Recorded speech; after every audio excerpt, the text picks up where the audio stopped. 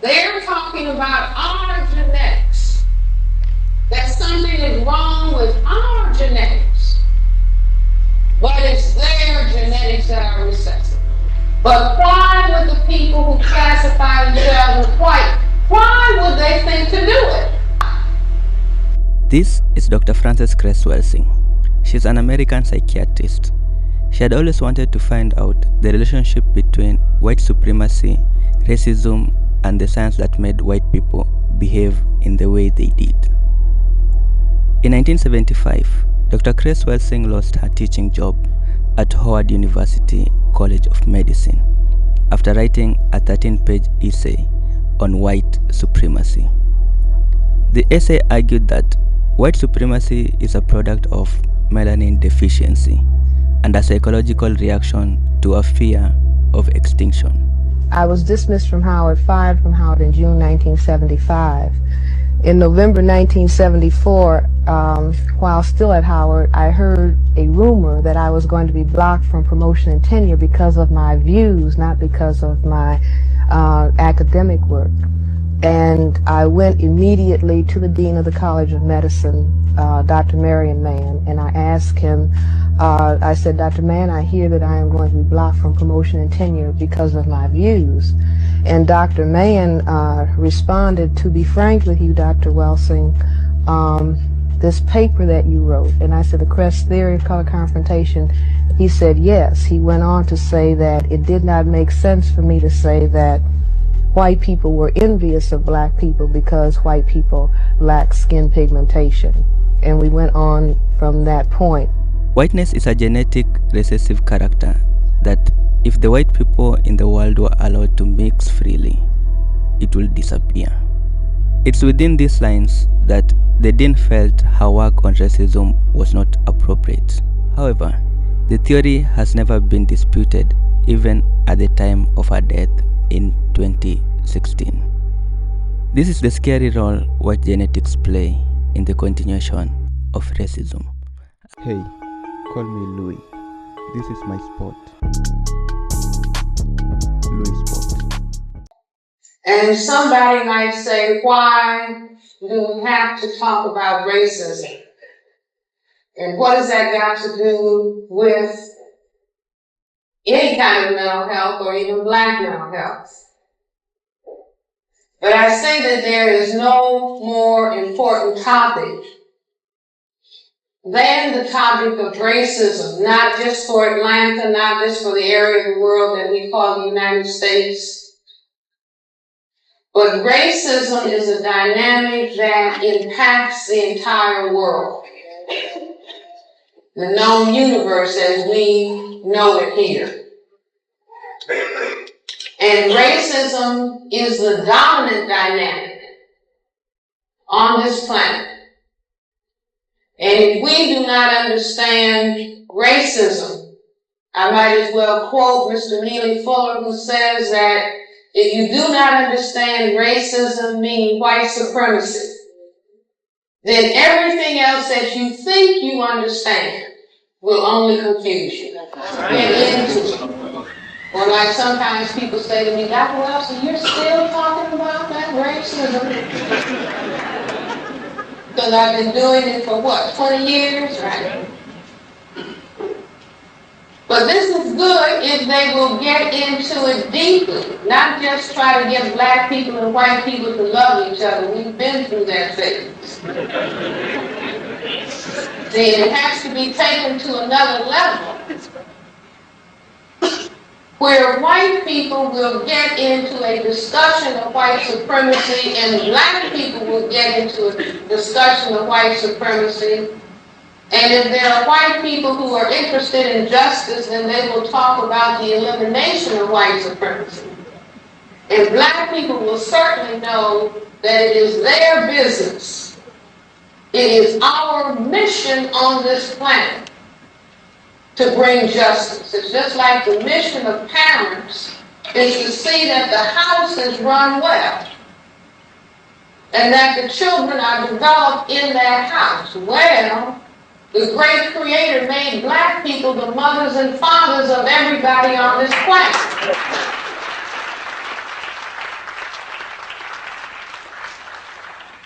And so we have been taken away from that role of authority and leadership. And the planet is in total and complete chaos. Witness what is going on currently. You see, where people are spending multiple billions of dollars trying to create a war. Where at the same time they say that there's not enough money for housing. They can't do anything about the problem of homelessness. They can't do anything about the problem of employment or unemployment. They can't do anything about the problem of children having inadequate educational institutions to go to. But multiple billions, I didn't say million, I said billions, to spend on the destruction of life. And this is where we hit the stage.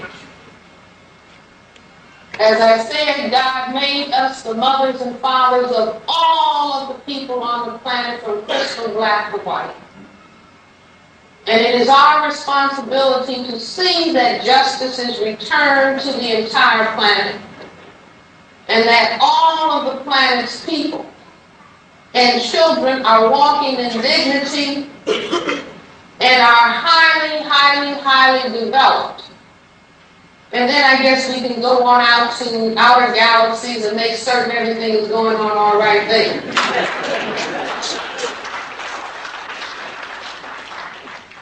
But here we are with this very great problem in front of us that many people do not want to look at. But we are going to pull up all of the courage that we have. And we're going to ask the Creator in Africa, please bring to our attention everything that was bestowed upon us.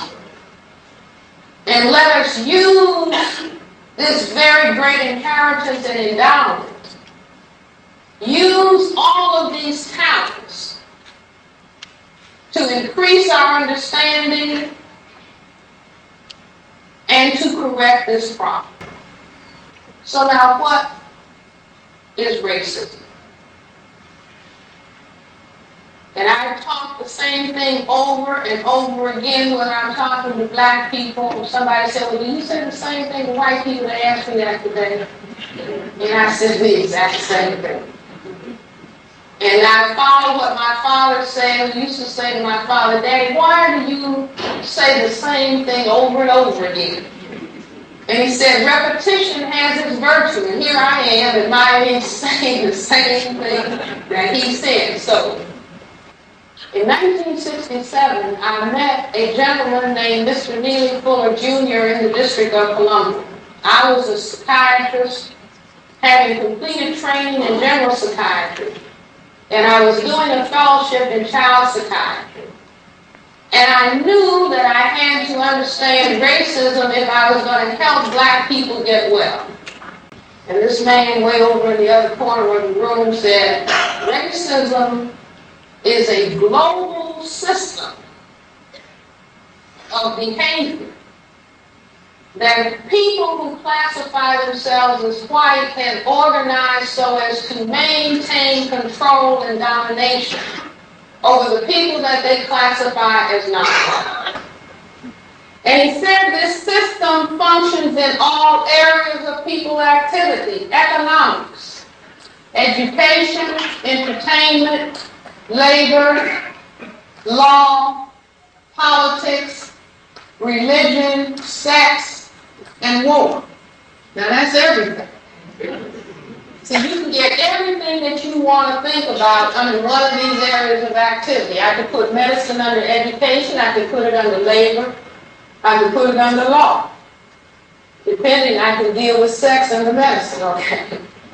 So everything that we think about can come under one of these 9 areas of people activity. And so when I heard him say that, and that he said it was global, I said, this is a fascinating idea, but why would the people who classify themselves as white, why would they think to do it? And I remember Mr. Fuller said, Francis, you don't really need to understand why. Just understand how this system works. But you know, ladies have their own way to go, right? So I said, no, I got to understand why. Because if I can get down in the nitty-gritty and understand why they do it, that will put us even further ahead of the game, I believe, in solving this problem. So I put that question in my brain computer. What came out of my computer was this: that we are on this planet Earth, 1/10, if not fewer, of the people are white. 9/10 of the people, the vast majority, are black, brown, red, and yellow. The 1/10 keep talking about the genetic inferiority of the 9/10. See, read the newspaper, people. All the material comes in the newspaper because earlier this week, I don't know if you read it in your newspaper here, they reported on a research project done at the University of Chicago, where they found out that the majority of white people have negative attitudes about black and others. I could have told them that. I bet they probably used, probably $350,000 on their class. I could have bought another pair of boots. But they didn't come up with the answer why, but one of the things that was in the newspaper this week was that the majority of white people think black people want to be on welfare, don't want to work, are lazy, and inferior to white people in terms of intelligence. This is 1991. And so I knew that back in the late 60s. So when my brain computer said, well, now these are the demographics on the planet, and the fact that the tiny minority that classifies itself as white and all these other people as non-white, the majority that is referred to as minorities, okay, that this minority is calling this majority genetically inferior. And so then my brain computer said, but wait, white means genetic recessive, and black, brown, red, and yellow means genetically dominant.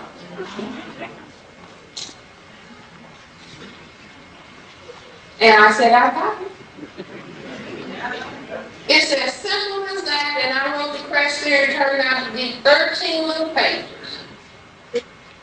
Not 487 pages in index, no, 13 pages. Very basic. Like Einstein said, really nature is straightforward in the final analysis, not all that complex. Very straightforward and very beautiful. I said, oh, they're talking about our genetics. That something is wrong with our genetics. But it's their genetics that are recessive. That we are genetically dominant. And the fact that we are the vast majority of the people on the planet, after they had circumnavigated the globe starting where in the 15th century, and every place they landed, they found colored people.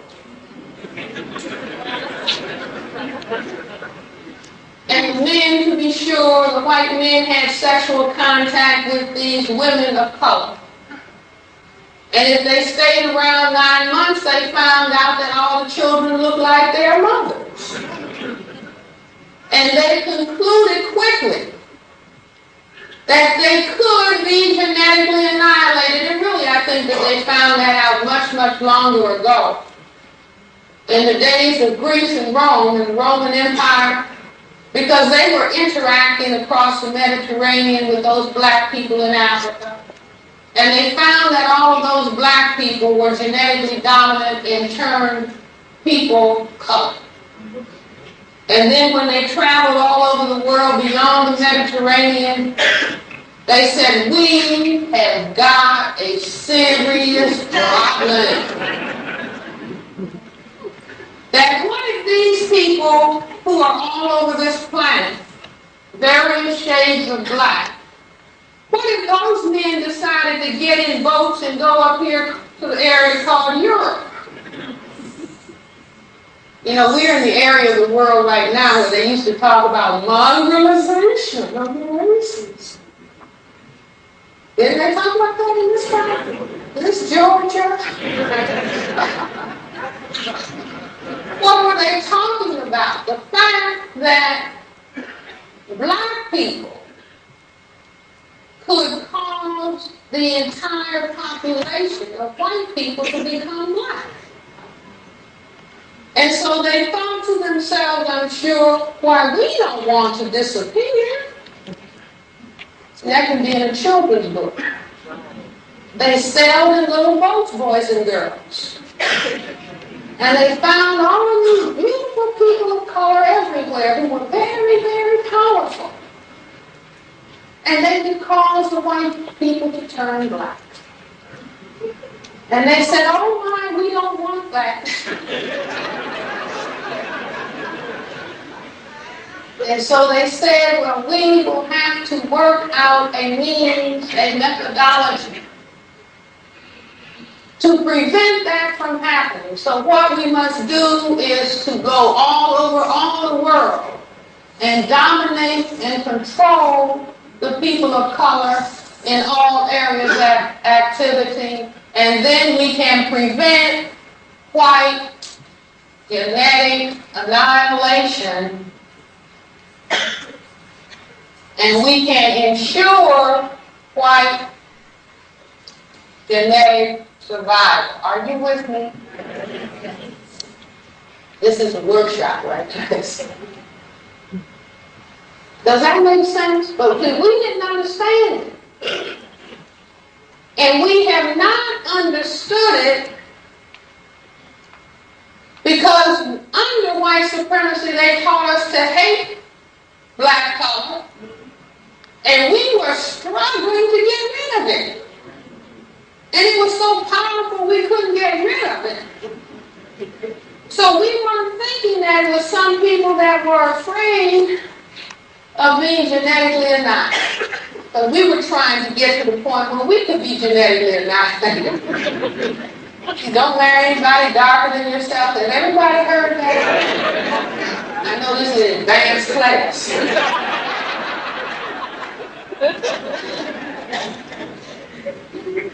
So I thought about that, and then beyond that, the people were doing a very interesting thing as they taught us if you're black, stay black, brown, stick around, yellow, mellow, white, right? Did everybody here learn that? I don't want you to fail white supremacy.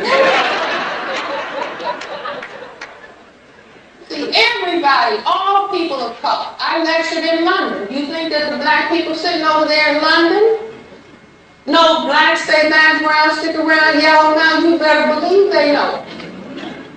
Do they know it in Brazil? Yes, they know it. Do they know it in Mexico? Yes, they know it. I was a college student and went to Mexico in 1954. And the people there were talking, the Indian people were talking about, they don't let any Indian, meaning not the highly miscegenated, almost white, but the darker people could never be Miss Mexico. So all over the world, do you think in Asia they know? You think in Saudi Arabia they know? Yes. Everywhere that people who classify themselves as white have taught their survival necessity.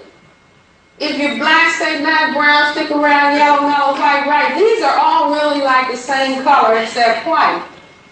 Because these are varying levels of the genetic ability to produce melanin skin pigment. It's a black pigment. If you have a whole lot of it, you're crystal black. A little bit less, you look brown. A little bit less, we put in here red. A little bit less yellow. Almost none at all white. So while they were teaching us that these colors and the genetic capacity to produce them was really a horrible thing, on the other side of the track, they were doing something real sneaky. When we were trying to get rid of it, they were trying to produce it. And even when the physicians and the dermatologists said to them, don't go out in the sun like that, you'll get cancer. Time magazine reported several years ago when they did an article on the sun tanning parlors that one white person was informed that if they went to the suntan parlor on a regular basis, they would get skin cancer, and the person said, I don't care, at least I'll be a good-looking corpse.